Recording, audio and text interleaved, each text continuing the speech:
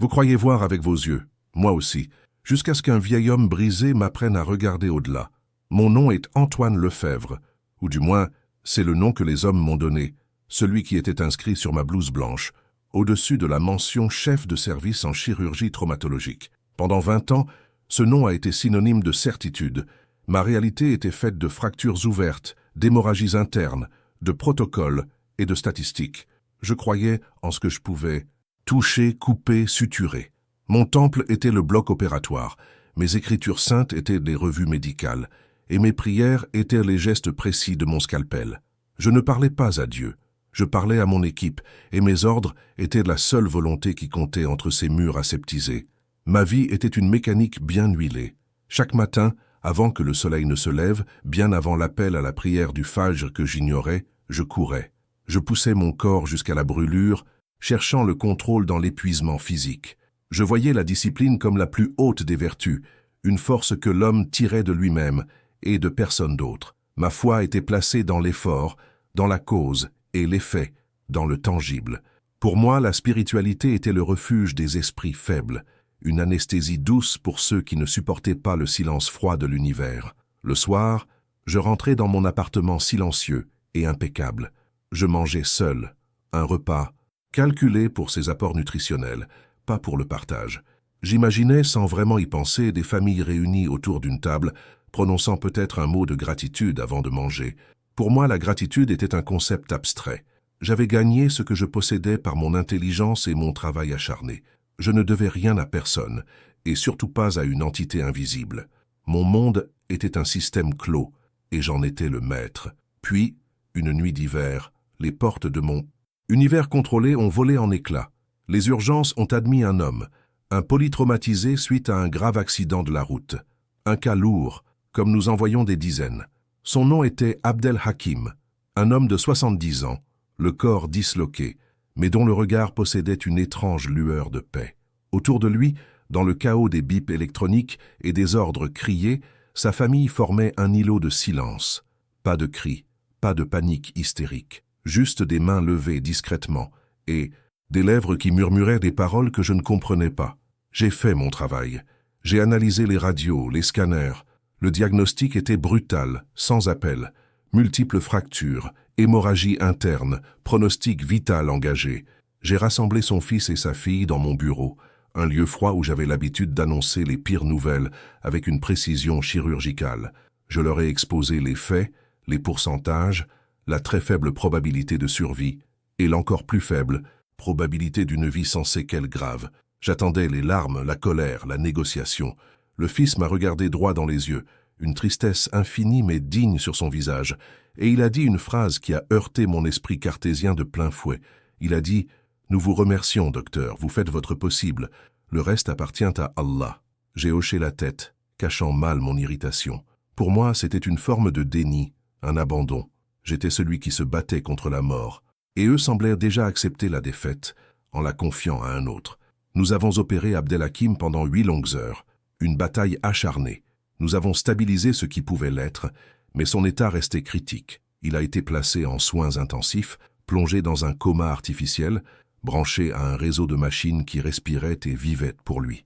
Pour moi, il n'était plus un homme, mais un ensemble de constantes vitales à surveiller sur un écran. Chaque bip était un mot, chaque courbe une phrase dans le dialogue que je menais avec la mort. Les jours suivants furent une lente descente, aucune amélioration. Chaque tentative de réduire la sédation se soldait par un échec. Ses organes faiblissaient les uns après les autres. J'avais prévenu la famille que la fin était proche, que nous avions atteint les limites de ce que la science pouvait faire. Ils ont continué à venir, à s'asseoir près de son lit, à lui lire doucement des versets d'un livre. Ce rituel me paraissait inutile, presque cruel, une vaine tentative de réchauffer un corps que la vie quittait inexorablement. Puis vint la 5e nuit, la nuit du décret. J'étais épuisé, j'avais enchaîné 48 heures de garde. Je faisais une dernière ronde avant de m'effondrer dans mon bureau. Le couloir des soins intensifs était silencieux, seulement troublé par la symphonie mécanique des respirateurs. En passant devant la chambre d'Abdel Hakim, la porte entr'ouverte, j'ai entendu un son qui n'avait rien à faire là. Ce n'était pas le gémissement d'un patient ni le bip d'une machine en alerte, c'était un murmure, une psalmodie faible, fragile, mais d'une clarté absolue. Une voix qui semblait venir du plus profond des âges, traversant le voile de la conscience et de la douleur. Curieux et un peu inquiet pensant à un délire, je me suis approché sans faire de bruit. Et c'est là que je l'ai vu. Abdelhakim, que nous n'arrivions pas à sevrer du respirateur, avait les yeux mi-clos. Son doigt, seul, bougeait à un rythme lent, et de ses lèvres, à peine audibles, sortaient ces mots, cette prière du soir que je ne pouvais comprendre, mais dont la mélodie a touché quelque chose en moi, un endroit que je ne savais même pas exister. Je suis resté figé sur le seuil, ma logique scientifique en état de choc. Cet homme, dont le cerveau devait être à peine oxygéné, dont le corps était un champ de ruines, était en train de prier. Il n'appelait pas les infirmières, il ne se plaignait pas de sa douleur. Il parlait à quelqu'un d'autre. Et dans le silence de cette unité de soins intensifs, au milieu de toute ma technologie, j'ai eu le sentiment profond et dérangeant que quelqu'un, quelque part, lui répondait. Cette nuit-là, je n'ai pas dormi. Je suis retourné dans mon bureau, mais les murs semblaient se refermer sur moi. Les diplômes accrochés, les manuels scientifiques alignés sur mes étagères, tout cela me paraissait soudainement creux, arrogant. Ma science m'avait appris à déconstruire le corps humain en un ensemble de systèmes chimiques et électriques. Mais ce que j'avais entendu, ce murmure dans la nuit, ne venait d'aucun de ces systèmes. C'était autre chose, une force que mes instruments ne pouvaient ni mesurer, ni même détecter. Je me suis assis dans le silence, le bip lointain des moniteurs cardiaques comme seule compagnie, et j'ai compris pourquoi je devais vous raconter cette histoire aujourd'hui. Nous vivons dans un monde qui nous crie que nous devons tout contrôler, tout planifier, tout maîtriser. Un monde où la faiblesse est une honte et où l'abandon est un échec. Mais que se passe-t-il quand le contrôle nous échappe, quand la maladie frappe, quand le malheur s'installe, quand les portes se ferment les unes après les autres? Que nous reste-t-il quand notre force n'est plus qu'un souvenir? Cette histoire, mes frères et sœurs, est celle d'une forteresse. Non pas une forteresse de pierre et de mortier, mais celle que l'on bâtit à l'intérieur de soi quand tout à l'extérieur s'effondre. C'est le passage de l'argile sous pression, fragile et craquelée par l'épreuve, au rempart inébranlable de la foi. C'est l'histoire d'un homme qui, en perdant tout, a tout gagné. Son témoignage est un phare pour tous ceux qui naviguent dans la tempête, pour les parents qui veillent sur un enfant malade, pour l'époux qui soutient son épouse éprouvée, pour quiconque sent le sol se dérober sous ses pieds. Et je vous fais une promesse. Si vous restez avec moi, jusqu'au bout de ce récit, je partagerai avec vous la clé de cette forteresse. La leçon la plus profonde que j'ai apprise cette nuit-là, non pas des livres de médecine, mais du souffle d'un mourant. La réponse à la question qui hante peut-être vos propres nuits, comment trouver la paix quand le monde vous déclare la guerre. Cette clé, cette compréhension, je ne l'ai reçue qu'à la toute fin, et elle a changé ma vie pour toujours. Avant de continuer, je dois vous dire une chose avec humilité et clarté. Je ne suis pas un savant, je ne suis qu'un témoin. Je vous raconte ce que mes yeux ont vu et ce que mon cœur a ressenti. Les versets et les sagesses que je partagerai m'ont été expliqués plus tard, et je les transmets avec le plus grand respect, en sachant que toute interprétation appartient aux gens de science, et qu'Allah est le plus savant. Mon rôle n'est pas d'expliquer l'invisible, mais de témoigner de son effet sur le visible. La nuit s'est écoulée, lente et lourde. Chaque heure qui passait était, selon ma propre expertise, une heure de moins pour Abdelhakim. J'imaginais ses organes céder les uns après les autres, sa vie s'éteignant comme une bougie à court de cire. Mon esprit rationnel me disait que la prière que j'avais entendue n'était qu'un dernier spasme neurologique, un réflexe de la mémoire avant l'extinction finale. Mais une autre partie de moi, une partie que j'avais ignorée toute ma vie, ne pouvait accepter cette explication. Cette prière n'était pas un son de détresse. Elle était empreinte d'une tranquillité terrifiante. C'était le son de quelqu'un qui ne demandait pas à être sauvé de la mort, mais qui se préparait à la rencontrer avec une dignité et une sérénité qui défiaient toute logique médicale. C'était un homme qui, au seuil de l'inconnu, parlait comme s'il s'adressait à son plus vieil ami. L'aube a fini par percer. La lumière grise de l'hiver a envahi les couloirs de l'hôpital. Avec elle, le bruit de la vie a repris, les chariots, les pas, pressés des infirmières, les conversations matinales. Mais pour moi, le silence de la nuit persistait. Je me suis levé, le corps lourd de fatigue, mais l'esprit étrangement alerte. Je n'ai pas consulté le rapport de la nuit. Je devais voir par moi-même. En marchant vers sa chambre, mon cœur battait d'une manière inhabituelle. Ce n'était pas l'anxiété du médecin qui craint d'avoir perdu un patient. C'était autre chose, une appréhension mêlée d'une curiosité presque insoutenable. Qu'allais-je trouver? Le lit vide? L'équipe de nettoyage? La famille en larmes? C'était le scénario le plus probable, celui que j'annonçais depuis des jours. J'ai ralenti en approchant de la chambre 307. La porte était fermée cette fois. J'ai vu le fils d'Abdelhakim dans le couloir. Il me tournait le dos, parlant à voix basse avec une infirmière. Je n'ai pas pu voir son visage. Je me préparais à lui présenter mes condoléances, à trouver les mots justes qui n'existent pas dans ces moments-là. J'ai posé ma main sur la poignée froide de la porte.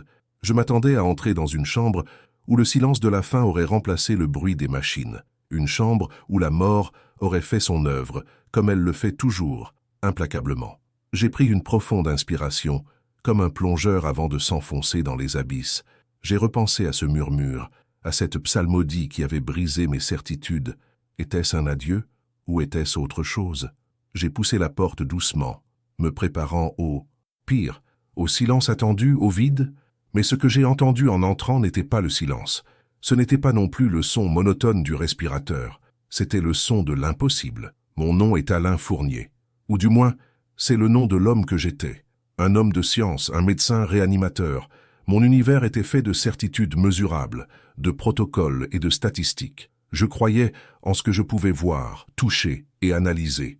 Le reste, pour moi, n'était que du bruit de fond, des histoires que les hommes se racontent pour supporter le silence de l'univers. Abdelhakim est arrivé dans mon service un mardi soir pluvieux, polytraumatisé suite à un accident de la route. Le rapport était brutal, une liste clinique de désastres, hémorragies internes multiples, fractures complexes, un traumatisme crânien sévère. Son pronostic vital était engagé, une formule que nous utilisons pour dire qu'il n'y a quasiment aucun espoir. Pendant des jours, nous nous sommes battus. Mon équipe et moi avons déployé tout l'arsenal de la médecine moderne. Chaque machine, chaque médicament, chaque intervention était une tentative de repousser une fin qui semblait inéluctable. Et à chaque étape, son fils, Karim, se tenait là, pas en pleurs, pas en colère. Il était d'un calme qui me dérangeait. Il me regardait travailler, puis il levait les yeux au ciel et murmurait des paroles que je ne comprenais pas. Quand je lui expliquais la dégradation d'un organe, la faible réponse à un traitement, il hochait la tête et répondait simplement « C'est entre les mains d'Allah ». Au début, je prenais cela pour du déni, une incapacité à faire face à la réalité crue que je lui présentais. Mais il y avait autre chose dans son regard, une certitude. Pas de l'arrogance, non, une confiance absolue, presque paisible. C'est cette confiance qui a commencé à me fasciner. Dans mon monde, quand les chiffres sont mauvais, la peur s'installe. C'est mathématique. Mais pour lui, les mathématiques semblaient appartenir à une autre juridiction. Je me souviens d'une après-midi où, depuis la fenêtre de mon bureau qui donnait sur la ville, j'ai entendu l'appel à la prière s'élever d'une mosquée voisine. Ce son, qui d'habitude ne m'évoquait rien, s'est mêlé au bip régulier et angoissant des moniteurs du service. C'était un dialogue entre deux mondes. Le mien, qui comptait les battements d'un cœur mourant, et le sien, qui appelait ce même cœur à se tourner vers son Créateur. Nous faisons tous face à des murs dans nos vies, des problèmes qui semblent insurmontables, des diagnostics qui sonnent comme des condamnations. Nous nous appuyons sur nos plans, notre intelligence, nos ressources. Mais que se passe-t-il quand tout cela s'effondre, quand le plan ne fonctionne plus? C'est là que l'histoire d'Abdelhakim a vraiment commencé, et la mienne avec. Le point de rupture est arrivé après 2 semaines de lutte acharnée, une réunion de concertation pluridisciplinaire. Les mots étaient lourds, techniques, mais la conclusion était simple, acharnement thérapeutique.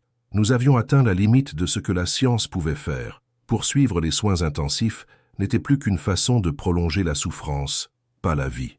La décision a été prise collégialement. Nous allions passer en soins palliatifs, mettre fin à la réanimation. C'est à moi qu'est revenue la tâche d'annoncer cette sentence à Karim. Je l'ai fait venir dans cette petite salle aux murs blancs, aseptisée, conçue pour les mauvaises nouvelles. J'ai utilisé des mots prudents parlant de dignité, d'absence de perspective d'amélioration. Je m'attendais à tout, des larmes, de la colère, des accusations. C'est ce que je voyais tous les jours. C'est la réaction humaine normale face à la perte. Mais Karim n'a rien fait de tout cela. Il m'a écouté jusqu'au bout, son visage grave mais serein. Puis il a fermé les yeux un instant.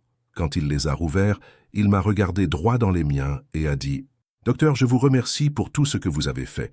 Vous avez utilisé la science qu'Allah vous a donnée. Maintenant, Le temps de la science des hommes est peut-être terminé, mais le temps d'Allah, lui, ne s'arrête jamais. Nous allons prier. Je ne savais pas que cette conversation allait ébranler les fondations de mon existence. Pour moi, c'était une belle formule, une façon poétique d'accepter la défaite. Rien de plus. J'ai programmé l'arrêt des machines pour le lendemain matin. La nuit qui allait suivre était donc, médicalement parlant, la dernière nuit d'Abdelhakim. Cette nuit-là, l'hôpital était plongé dans son calme habituel, un silence seulement troublé par le bourdonnement des néons et les appels discrets du personnel. Je faisais ma ronde, l'esprit déjà ailleurs, pensant au cas suivant, au protocole à mettre en place. La chambre 307 n'était plus, pour moi, qu'une formalité administrative à conclure. Les moniteurs confirmaient mon diagnostic. La tension chutait. La saturation en oxygène était critique malgré l'assistance maximale. Son corps était en train de lâcher, organe après organe. C'était un processus classique, presque didactique. J'ai observé les courbes descendantes sur l'écran avec une froide objectivité. Le cœur faiblissait, luttant avec l'énergie du désespoir, mais la fin était proche. Une question d'heure, tout au plus. Son fils était à son chevet, tenant la main de son père. Il ne pleurait pas. Il lisait. Il récitait à voix basse des versets d'un livre posé sur ses genoux, le Coran. La scène avait quelque chose d'intemporel. Un fils accompagnant son père dans son dernier voyage, non pas avec la panique de la perte, mais avec la solennité d'un passage. J'ai quitté la chambre, laissant à cette famille leur intimité. J'ai dit à l'infirmière de garde de me prévenir au moindre changement, même si nous savions tous deux quelle forme ce changement prendrait. Et c'est là, dans le silence de mon bureau, en remplissant des dossiers, que tout a basculé. Je n'ai pas pu chasser l'image de Karim de mon esprit. Sa paix m'était plus dérangeante que n'importe quelle crise d'hystérie. C'était illogique, antiscientifique. Poussé par une impulsion que je ne m'explique toujours pas, je suis retourné dans le couloir près de sa chambre. Je ne voulais pas entrer, juste rester là. C'est à ce moment précis que j'ai entendu ce murmure à travers la porte. Ce n'était pas Karim, c'était une autre voix, une voix rauque, faible, mais incroyablement claire. C'était Abdelhakim. Il priait. Je suis resté pétrifié. Un homme dans un coma profond, dont le cerveau ne montrait qu'une activité résiduelle, était en train de formuler des phrases complexes, articulées. C'était impossible. J'ai pensé à une hallucination auditive due à la fatigue. J'ai secoué la tête et je suis retourné à mon poste, me forçant à ignorer cet événement aberrant. 1 heure plus tard, l'infirmière m'a appelé. « Docteur, vous devriez regarder le moniteur central. » La voix de l'habitude, mais avec une note d'incrédulité. Depuis mon bureau, j'ai regardé l'écran qui retransmettait les constantes vitales de la chambre 307. Les chiffres étaient en train de remonter. Lentement, mais sûrement. La pression artérielle se stabilisait. La saturation en oxygène grimpait de quelques points. C'était une aberration statistique, une anomalie inexplicable. J'ai pensé à un bug de la machine, à des capteurs mal positionnés. J'ai demandé à l'infirmière d'aller vérifier. Elle m'a confirmé que tout était en place. Je me suis levé, le cœur battant. J'ai marché jusqu'à sa chambre, cette fois avec une intention différente. Ce n'était plus de la routine, c'était une enquête. J'ai ouvert la porte doucement. Karim avait cessé de lire. Il regardait son père, les larmes coulant enfin sur ses joues. Mais ce n'étaient pas des larmes de chagrin, c'étaient des larmes de stupéfaction.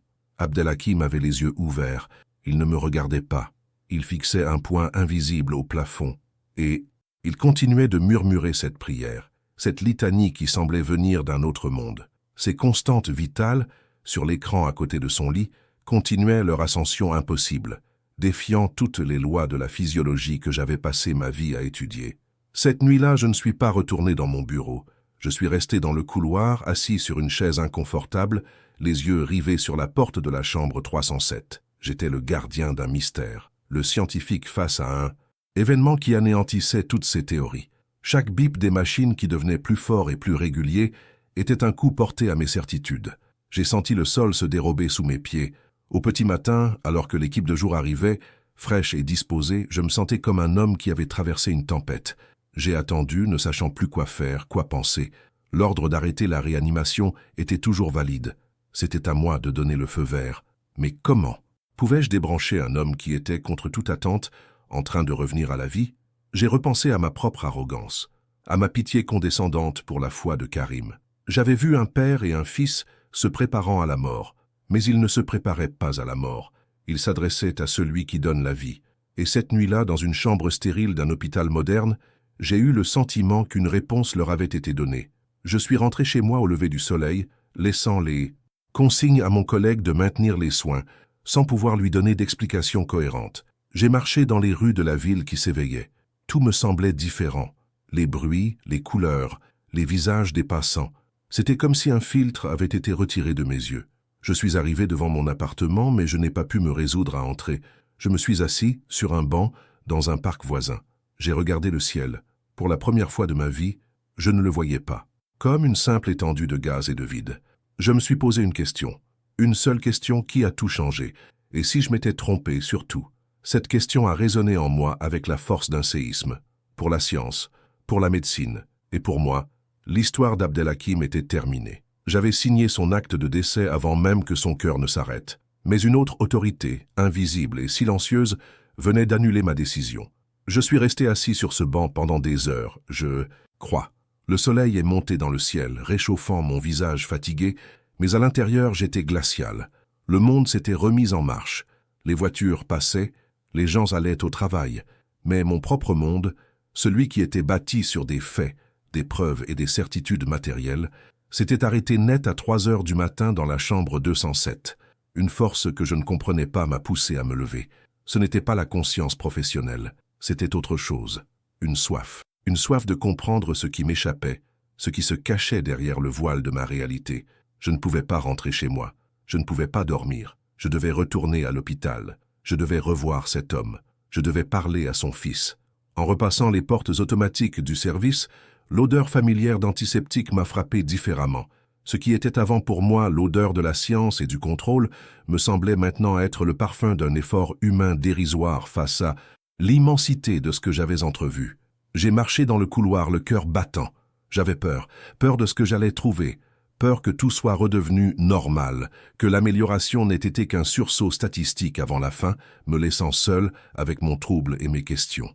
J'ai trouvé Karim non pas au chevet de son père, mais dans la petite salle de prière de l'hôpital, un lieu que j'avais toujours ignoré. Il était assis sur un tapis, en silence. Il ne priait pas. Il semblait simplement être là, apaisé. Il m'a vu dans l'encadrement de la porte et m'a fait un signe de tête, un léger sourire aux lèvres. Il n'y avait aucune surprise dans son regard. C'est comme s'il m'attendait. Je suis entré, me sentant maladroit et déplacé. Les mots ne venaient pas. Que dire? Comment formuler la question qui brûlait en moi? J'ai balbutié. Votre père, son état est inexplicable. Les constantes se sont améliorées toute la matinée. C'est impossible. Karim a gardé son calme. Son regard était doux, empreint d'une certitude qui me transperçait. Il m'a dit « Docteur, hier soir, vous avez vu la fin de votre science. Nous avons vu le début de la miséricorde d'Allah. » La phrase a résonné dans le silence de la petite pièce. Ce n'était pas un reproche, c'était un constat, un enseignement. Il a continué, sa voix basse et posée. Hier, quand vous nous avez vus près de lui, nous ne lui disions pas adieu. Nous parlions de lui à celui qui l'a créé. Nous lui demandions, à lui, seul de prendre soin de lui. Nous lui disions que nous acceptions son décret, quel qu'il soit, mais que notre espoir en sa grâce était plus grand que notre peur de la perte. J'écoutais, fasciné. Ce n'était pas une simple prière, c'était une conversation, une négociation de l'âme. Il a poursuivi. Vous, les médecins, vous êtes les causes, les moyens qu'Allah place sur notre chemin. Nous vous respectons et nous vous sommes reconnaissants. Mais le guérisseur, Shafi, c'est Allah seul. Et quand toutes les causes terrestres, quand toute la science et toute la médecine disent « c'est fini », le croyant sait qu'il lui reste la connexion la plus importante, la connexion directe avec le Créateur de toutes les causes.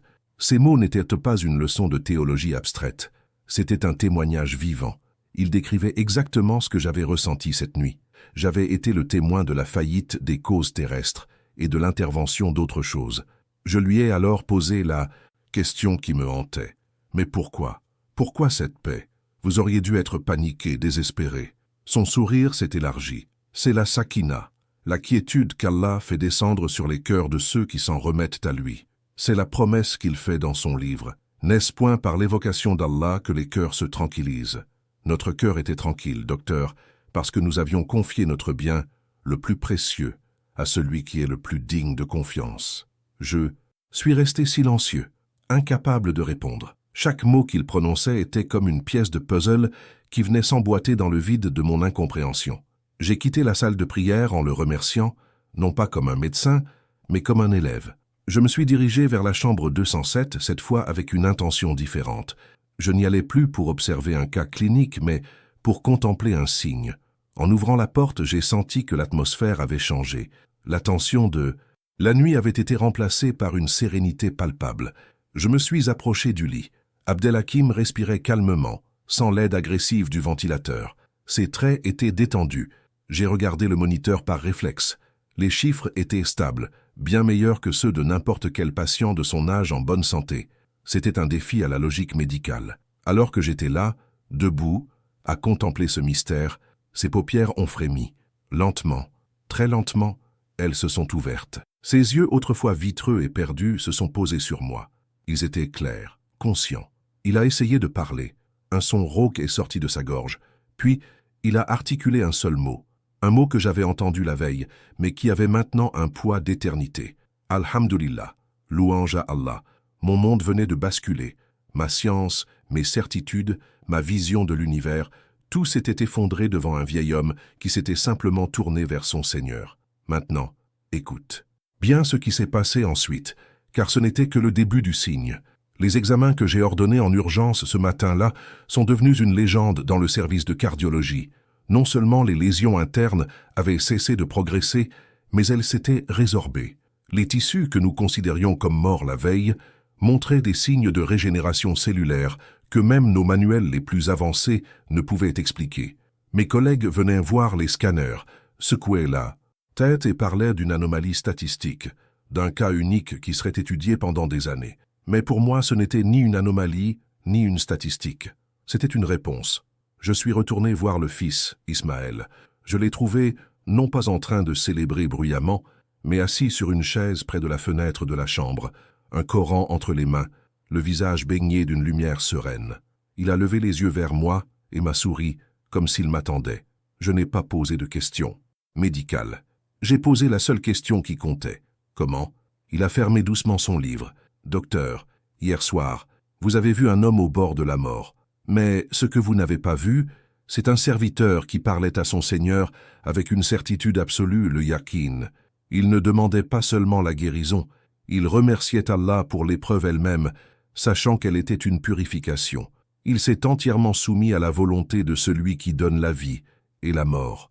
Et quand un serviteur s'abandonne de cette manière, Allah lui montre des signes que la raison humaine ne peut contenir. Ce jour-là, j'ai compris que la médecine traite les conséquences, mais que la foi s'adresse à la cause première. J'avais passé ma vie à étudier le corps humain, cette mécanique complexe, sans jamais me poser la question de l'ingénieur. Abdelhakim et son fils ne m'avaient pas seulement montré un miracle, ils m'avaient montré la porte qui mène à celui qui les décrète. Abdelhakim a quitté l'hôpital une semaine plus tard, en marchant, saluant chaque infirmière avec une gratitude qui illuminait son visage.